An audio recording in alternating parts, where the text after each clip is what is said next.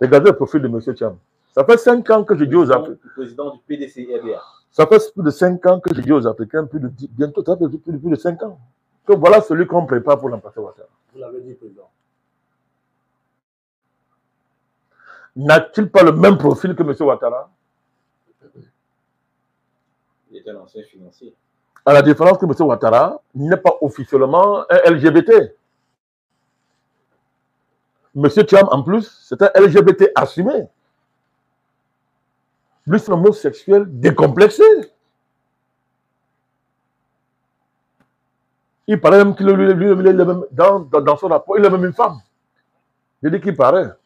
Étant pas dans ses incidents, mais j'entends qu'il aime une femme. Lui-même a dit c'est là que lui, il faut même qu'on transforme ses hormones. Une fois. Ça pouvait se faire.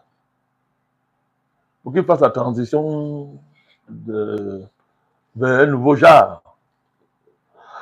Alors, moi, je me pose des questions. Ce n'était pas un jeu. Est-ce que si on est sérieux aujourd'hui, là, en termes de valeur, la Côte d'Ivoire est en train de devenir une nation arc-en-ciel.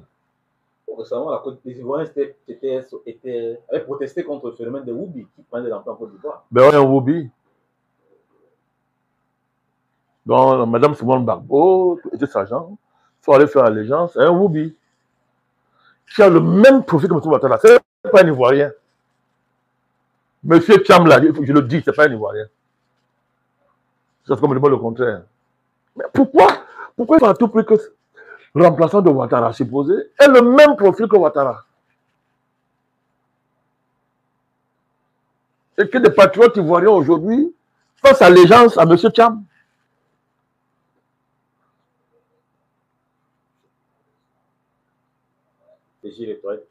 C'est tout. Oui, c'est tout.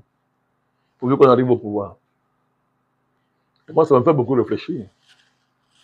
Ça me fait beaucoup réfléchir. Bon, heureusement, nous qui suivons de très près la situation, voilà, nous savons que ce n'est pas par cette voie que viendra le changement en Côte d'Ivoire. Nous le savons. Donc, nous sommes très sereins face à tout ça. Moi, j'appelle ça agitation.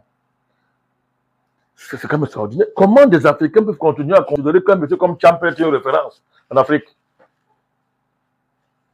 Au point d'incarner la tenance dans un pays comme la Côte d'Ivoire. Cham, c'est une référence. Un homme qui refuse d'être un homme de manière financière, c'est-à-dire un bandit international, un financier. Mais Ouattara, on nous a vendu Ouattara comme étant le plus grand économiste de l'Afrique. Avec pour ça de référence, j'étais directeur adjoint au FMI. Mais on le voit à la pratique. On voit à quoi sert son économie. On voit l'idée que Ouattara fait de l'économie. Même les gens nous sortent un type qui n'est ni homme ni femme, on ne sait même pas d'où il sort. Mais sous le prétexte que non, il va rassurer certains milieux internationaux, eh bien, on fait de lui le coordonnateur de la plateforme au point pour lui donner une certaine responsabilité, etc., etc. Ça, aucune sagesse politique, aucun génie stratégique ne peut justifier de telle démarche. Il n'y a là aucune sagesse. Il n'y a pas là de génie stratégique là qui sont à l'œuvre là.